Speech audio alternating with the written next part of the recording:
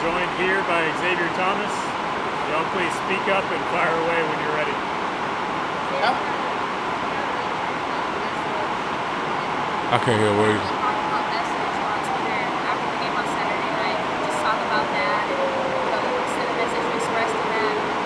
What was the first part you said? The Twitter message on Saturday night. Just talking about that. I would just say just where I came from last year in regards to coming back from a lot of different obstacles I went through last year in regards to gaining a lot of weight and all those things like that, and was about to give up on myself and give up on football in regards to just giving it all up and not believing in myself. So it really just was about just not giving up on yourself and just believing in God and just believing in yourself and not giving up on it. KJ said that there's a lot of things that people do what you've been through. You know, a lot of people can't make it. Where do you guys find the strength to overcome some of that stuff? I would say just leaning on my friends and my family and just my teammates and my coaches. They helped me with a lot of things just to get through that, and just also just praying to God and just keeping the faith. How much fun was that Saturday for you? It was very fun to get back out there. Just to playing free and just playing with a lot of knowledge of the game and just doing what I do, really. I'm glad you said that word free. Mm-hmm. I think that means a lot to you right now. Exactly. How have you gotten to this point to play free?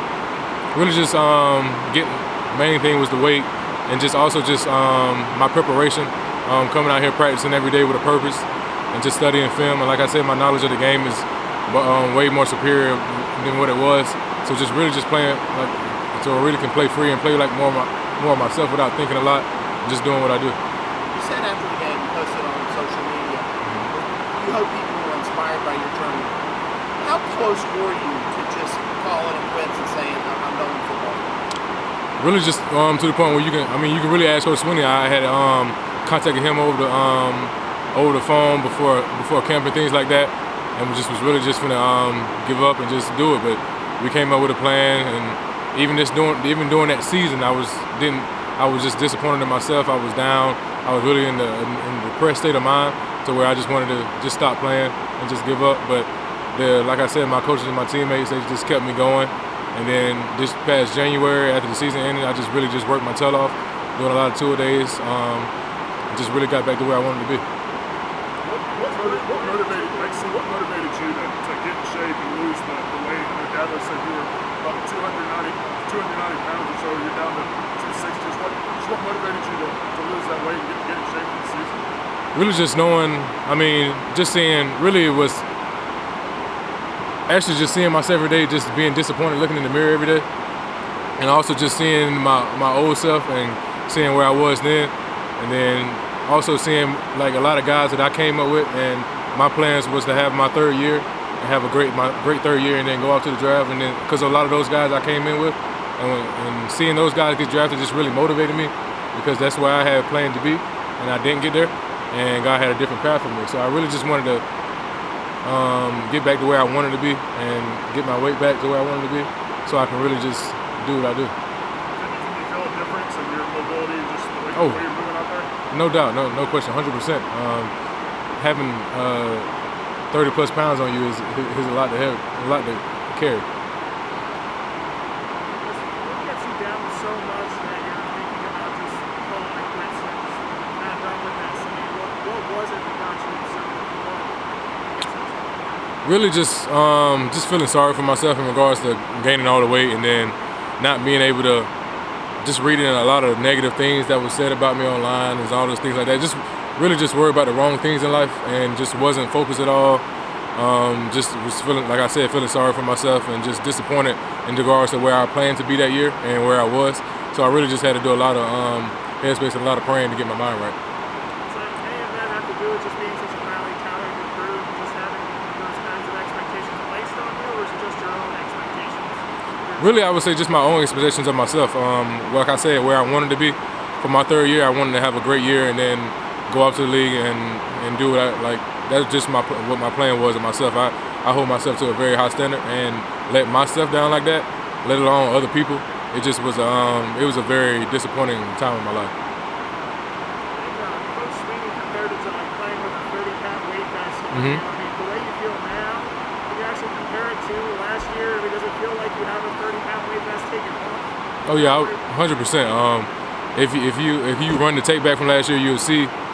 Just looking at my how I looked at my pads, how I looked at my jersey, it's a huge difference, and just how I was able to move and things like that. It's 100% difference. Is there another player that has been big for you that you've kind of leaned on, developed a friendship with, that's kind of helped you through this process? I wouldn't say mainly just one player. I really just say all my teammates. They all kind of helped me and helped me keep the chip on my shoulder and just kept motivating me to keep working, man, because they know the player I could be, they know the player I was, and things like that. So it really just kept me going. All of my teammates. Andrew mentioned, like you said, how playing for you is kind of the same way as far as playing out there, being out there enjoying the game. It's kind of a vibe right now in the defense. I guess how's that just contagious to everybody? Yeah, it's definitely contagious, man. We know we all talented. We know how much work we put in throughout the week, how much Coach V pushes us in the film room and to come in and get extra work in. And we know just going out there, we know the preparation that we have, and we know we're confident in ourselves, and we just play free and play with joy. What do you feel like is left for you this season? After this bye week, what do you feel like is left for you? Do you want to kind of keep improving on, or just to kind of, I guess, with that draft stock in mind? Yeah, just keep doing what I'm doing and just keep improving. Really, just keep improving and just keep on taking off. There was a point there Saturday night late where Skalski's trying to get the crowd into it, you were trying to get the crowd into it. How much fun was that, just being a part of the big crowd, the noise, and late game drive? Oh yeah, being in Death Valley, especially as a night game, it's just very special just being there. And those fans coming to support us is just unbelievable, man, because all the things that's going around, all the negativity that's going around with the season not going as well as we wanted it to. And just them coming to pack the stadium out is just special. It's a special place to be, and you just cherish those moments. Do you, maybe more than a younger player, have an appreciation for this now? Oh yeah, 100%. Considering what you've gone through, and you stand and you kind of look around and go, "This is what I worked for." Yes, sir. As a young guy, you don't really think about how fast it goes, and you really want to rush the process, and it just goes out by like a snap of a finger, and you realize that you're a senior now. So it's really just cherishing every moment that you have here before you get off to the next level.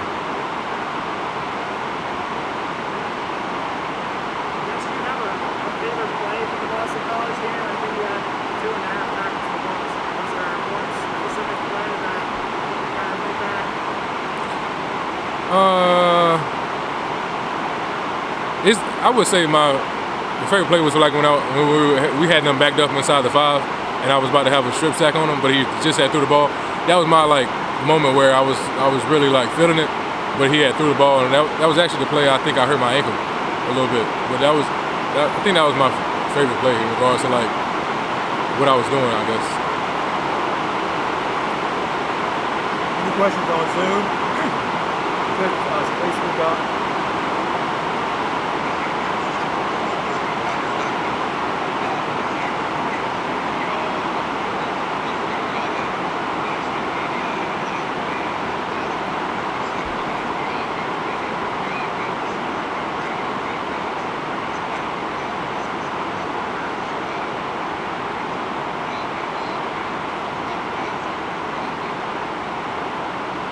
Did you hear what he said? I can't hear him. I'm sorry, sir, we're having a hard time. It's very loud here with the rain. Can you ask that again, please? Just kind of the short version.